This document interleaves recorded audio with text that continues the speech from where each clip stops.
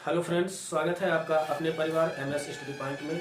दोस्तों, जैसा कि आप जानते हैं, इसके पहले हमने गणित में भाज्य संख्या के विषय में पढ़ लिया था। आज हम पढ़ेंगे सह अभाज्य संख्या होती क्या है। ठीक है दोस्तों, सबसे पहले हमें ये जानना है कि सह अभाज्य संख्या होती क्या है। उसके पहले अगर हम आपसे इस प्रश्नों पर चर्चा करते हैं कि सह अभाज्य संख्या है, तो आप इन प्रश्नों का जवाब तभी दे पाएंगे जब आपको ये पता होगा कि सह अभाज्य संख्या होती कौन सी है।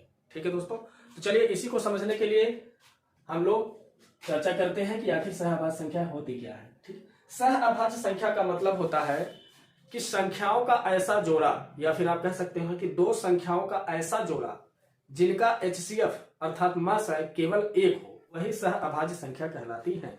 ठीक है दोस्तों, जब भी इस प्रकार से आपको प्रश्न दिया जाए दो संख्याओं का जोड़ा, तो उसका आपस में आप मासा निकाल लीजिए।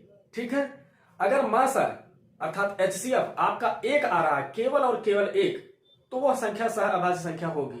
अगर एक को छोड़कर कोई अन्य संख्या 2, 3, 4 या दूसरा HCF आ गया एक को छोड़कर, तो वह संख्या सह अभाज्य संख्या नहीं होगी। ठीक है दोस्तों, इसकी सबसे बड़ी शर्त है कि संख्याओं का जो जोड़ा देगा उसका HCF आपका एक होना चाहिए। या फिर अगर आप समझना चाहें तो इस प्रकार से भी समझ सकते हैं, अधिकांशतः क्या होता है कि जो क्रमागत संख्या होती है, जैसे 3, 4 या 4, 5 या 5, 6, जब भी क्रमागत संख्या दिया जाए तो उसका HCF सदैव एक आता है और वह आपका सह अभाज्य संख्या की श्रेणी में आ जाता है। ठीक है, जैसे अगर 3, 4 दिया है तो इनका HCF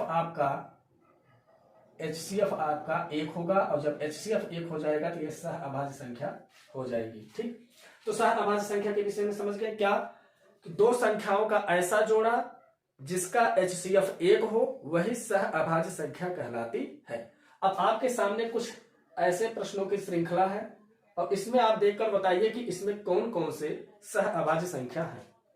पहला क्वेश्चन है आपका, सह अभाज्य संख्या है, तो इसमें से कौन सा सह अभाज्य संख्या हो सकता है?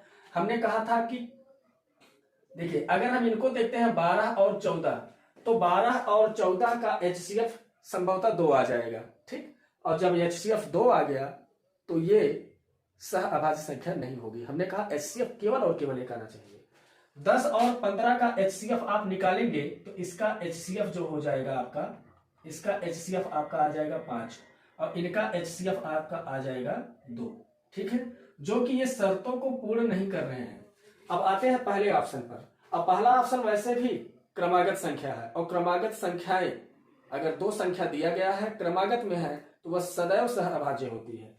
तो इस आधार पर कहा जा सकता है कि यह आपकी अभाज्य संख्या है। क्यों? इनका यदि आप मास निकालते हैं, यदि इनका आप HCF निकालेंगे तो इसका HCF आपका एक आएगा। ठीक है दोस्तों, HCF निकालने तो आता ही होगा आप लोग को, कक्षा 2 में पढ़े होंगे। ठीक, फिर से वही सवाल, सह अभाज्य संख्या है। अब इनमें से कौन सा सह अभाज्य संख्या हो सकता है?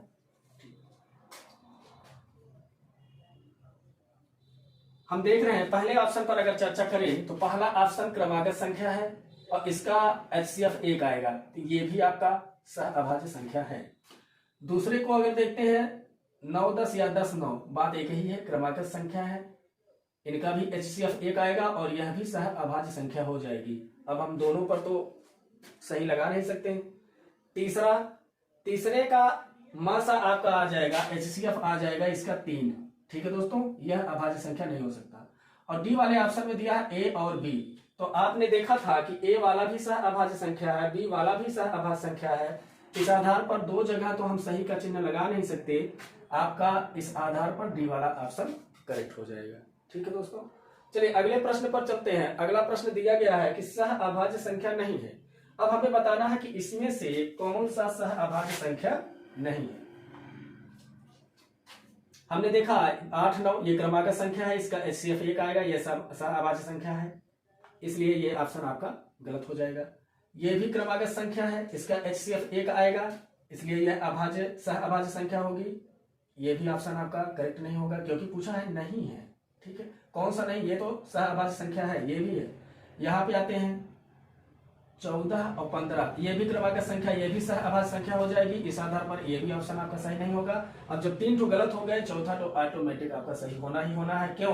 क्योंकि 16 और 10 का यदि आप HCF निकालोगे तो इसका HCF आपका 2 हो जाएगा, और जो कि यह सह अभाज्य संख्याओं के शर्तों का पालन नहीं करता उसका सबसे बड़ा शर्त है HCF केवल और केवल 1 आना चाहिए। ठीक है, अगर 1 को छोड़कर कोई अन्य संख्या HCF आया तो सह अभाज्य संख्या नहीं होगा, अर्थात यहाँ पर जो आपका डी वाला ऑप्शन 16 और 10 यही सह अभाज्य संख्या नहीं है।